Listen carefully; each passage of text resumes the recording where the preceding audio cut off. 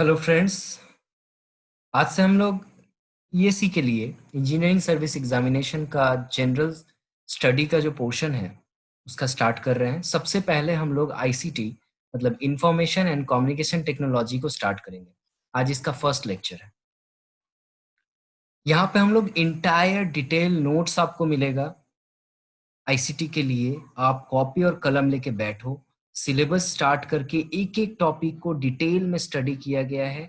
आप वीडियो को पॉज करके सारे नोट्स लिख सकते हैं।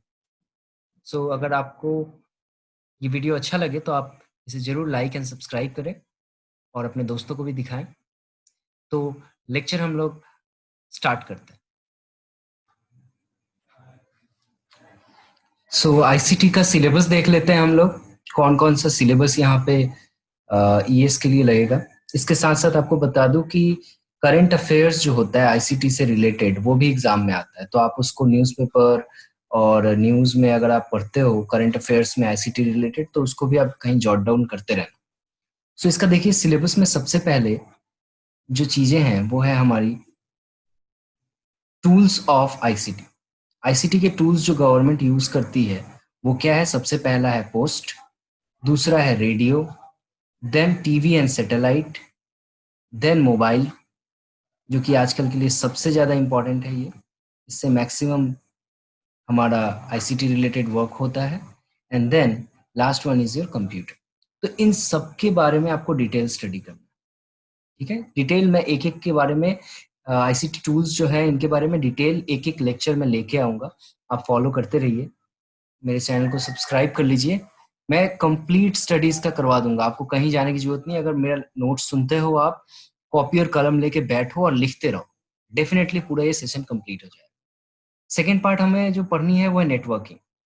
नेटवर्किंग में हमारा वायरलेस एंड वायर्ड नेटवर्किंग के बारे में स्टडी करना हमें बहुत जरूरी है। ठीक है, वायर्ड कम में आता है आपका copper cable, coaxial cables and optical fibres, और वायरलेस में आता है Bluetooth, wifi, WiMAX and Li-Fi. Okay, topology जो है नेटवर्किंग का, बस topology, ring topology, star topology and mesh topology, इसके बारे में स्टडी करना पड़ता है। देन आपका इंटरनेट, उसके प्रोटोकॉल्स क्या क्या हैं, कंपोनेंट क्या क्या हैं, www, वेब सीरीज जो होता है, social media, internet of things and cloud computing, ये आपका आ जाता है नेटवर्किंग के अंडर। थर्ड है आपका ई गवर्नेंस। ई गवर्नेंस के अंदर स्टेट का क्या ई गवर्नेंस पॉलिसीज है और सेंट्रल का क्या गवर्नेंस पॉलिसी जो है ई गवर्नेंस से रिलेटेड, उसको हम स्टडी करेंगे।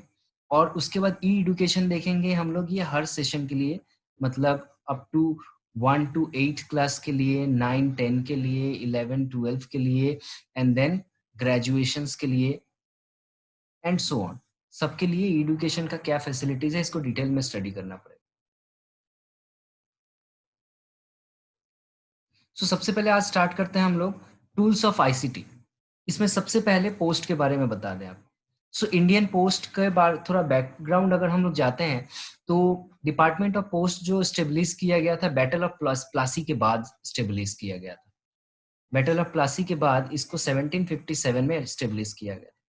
1957 आते आते more than 20,000 post offices India में बिल्ट हो गए थे। ठीक है, अब जो इंक्रीज होकर 1919 तक ये 1,51,000 में तब्दील हो गया था। आजकल डिजिटल इंडिया प्रोग्राम के under under digital India programme में पोस्ट ऑफिस को ई पोस्ट ऑफिस में कन्वर्ट किया जा रहा है। ई पोस्ट भी इसमें ऐड किया जा रहा है। और इसके अंतर्गत क्या क्या स्कीम आती हैं, सबसे पहला आपको नोट करना है कि all post office of India are connected with the high speed broadband connectivity. सारे पोस्ट ऑफिस को हाई स्पीड ब्रॉडबैंड दिया जा रहा है जिसके वजह से ट्रांसफर ऑफ मनी जो है वो इमीडिएटली हो सके, जिसके लिए हमें वेट ना करना पड़े। ये फर्स्ट हमारा ऑप्शन है। सेकेंड है post office can act as alternate banking system. ये बहुत फेमस है। आजकल पोस्ट ऑफिस में बहुत से लोग जो रिटायर्ड होते हैं, बेसिकली यंगस्टर्स नहीं जाना चाहते, लेकिन पोस्ट ऑफिस एक बहुत अच्छा बैंकिंग सिस्टम की तरह काम करता है, ज्यादा इंटरेस्ट देता है एंड सिक्योरिटी है उसमें। उसके अलावा ई स्टैम्प नया ई स्टैम्प पेपर नया चालू हुआ है जिसमें हम लोग प्रॉपर्टी, मैरिज, वगैरह को मैरिज रजिस्ट्रेशन इसके अंडर कर सकते हैं।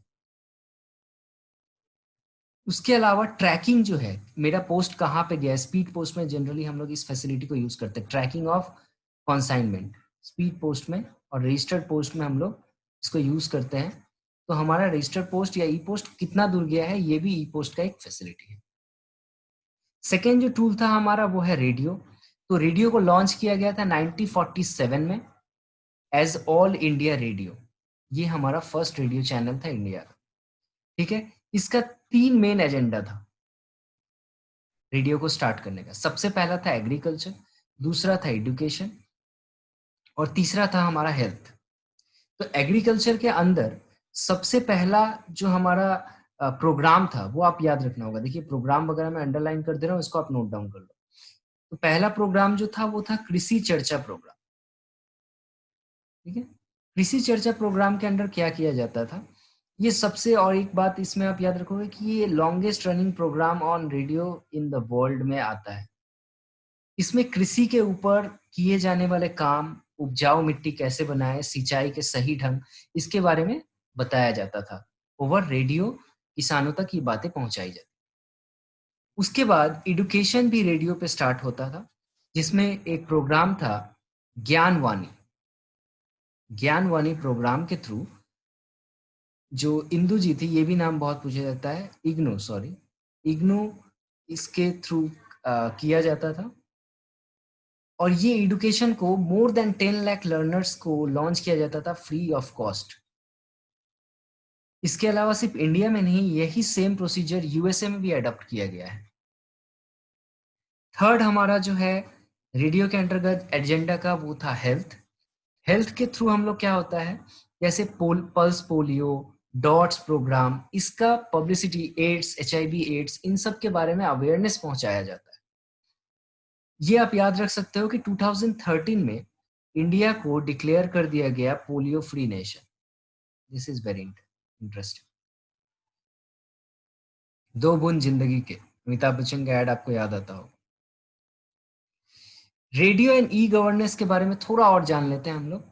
तो prime minister had started a programme on radio called Mann Ki बात। आपको सबको पता है, नरेंद्र मोदी जी हमारे प्राइम मिनिस्टर मन की बात करने आते हैं, डायरेक्टली इंटरेक्ट करना चाहते हैं गवर्नमेंट और सिटीजन के बीच में। ये डायरेक्ट इंटरेक्शन जो है, ब्रॉडकास्ट इंटरेक्शन, ये पॉसिबल हो रहा है using e governance of radio. ठीक है, और इसी के साथ साथ यहाँ 1 वे नहीं, 2 वे कम्युनिकेशन भी पॉसिबल है, जिसके लिए मोबाइल कम्युनिकेशन हमें बोला जाएगा। मैं बाद में पढ़ाऊंगा आपको कि कैसे ई गवर्नेंस बाई डायरेक्शनल हो जाता है। हम भी कम्युनिकेट कर सकते हैं गवर्नमेंट के साथ, गवर्नमेंट हमारे साथ कम्युनिकेट कर सकते हैं। So type of radio instrument क्या क्या होते हैं। सबसे रेडियो टाइप में सबसे पहला है आपका रेडियो इंस्ट्रूमेंट। रेडियो इंस्ट्रूमेंट कैसे फॉलो करता है हमारा, जितना ज्यादा हमारा, पहला पॉइंट आप इसमें याद रखो, जितना ज्यादा हमारा डाटा कंटेंट होगा उतना ही ज्यादा हमें एनर्जी चाहिए रेडियो वेव को ट्रांसमिट करने के लिए। ठीक है, रेडियो वेव जनरली जो हम लोग यूज करते हैं उसका frequency less than 2 gigahertz range में होता है। रेडियो आयोनोस्फेरिक रिफ्रैक्शन के बेसिस पे काम कर सकता है या फिर सैटेलाइट बेस्ड रेडियो कम्युनिकेशन हो सकता है। तो पहला जो है वो है सैटेलाइट बेस्ड रिफ्रैक्शन वाला। तो यहाँ पे क्या होता है, रेडियो सिग्नल्स को भेजे जाते हैं, यहाँ आप फिगर देख सकते हो, 2 तरह के हैं। पहला टाइप, ये रेडियो वेव जो है आयोनोस्फेयर से रिफ्रैक्ट होके वापस मेरा रिस्पॉन्ड करता है। और जो सैटेलाइट कम्युनिकेशन है, यहाँ पे हम लोग डायरेक्टली सैटेलाइट में ट्रांसमिट करते हैं, सैटेलाइट उस डाटा को लेता है और वहां से फिर वो हमारा रिसीवर के पास भेज देता है। तो यहाँ देखिए, radio work by reflection of low energy wave from ionosphere. This low energy wave reflect from ionosphere can reach any point on earth at the band casting station broadcasting station signal is modulated with amplitude or frequency modulation। Ionospheric reflection में हम लोग amplitude modulation या फिर frequency modulation use करते हैं और then इसको ionosphere की तरफ हम लोग डाल देते हैं। यहाँ आप याद रखो कि लो एनर्जी सिग्नल्स को भेजिए, वेव्स को भेजिए, जबकि सैटेलाइट कम्युनिकेशन में हम लोग हाई एनर्जी वेव्स को भेजते हैं। ये पर्सनल कम्युनिकेशन के तौर पे भी यूज होता है, बट बेसिकली ये पॉइंट टू पॉइंट कम्युनिकेशन के लिए ज़्यादा यूज होता है, जैसे कि railways, defence and security agencies के थ्रू इसका यूज किया जाता है। यहाँ एक हाई फ्रीक्वेंसी वेव, मैंने पहले ही बताया, इसको ट्रांसमिट किया जाता है, एनोस्फेयर को पार करके ये सैटेलाइट तक रीच कर जाता है और देन सैटेलाइट वहां से रिस्पॉन्ड करता है। नेक्स्ट है हमारा web based radio. Web based radio को हम लोग डिजिटल रेडियो भी कहते हैं। वेब बेस्ड रेडियो में क्या होता है, यहाँ पे ब्रॉडकास्टिंग स्टेशन जो होता है वो पल्स मॉड्यूलेट करता है मैसेज सिग्नल को, जो कैरियर वेव कैरी करके लेके जाता है, एंड देन वो रिसीवर के एनी टाइम किसी भी वक्त पहुंच सकता है, वो सर्वर में स्टोर हो जाता है। मतलब आपके पास एक सिग्नल है, आप इसको डिजिटलाइज कर देते हो, उसके बाद इसको आप सर्वर में भेज देते हो, और सर्वर से ये एनी टाइम किसी भी वक्त रिस्टोर किया जा सकता है, जो आजकल मोबाइल फोन्स पे यूज किए जा रहे हैं कि किसी वक्त किसी भी टाइम किसी भी प्रोग्राम को आप सुन सकते हो। ऐसा कैसे पॉसिबल होता है?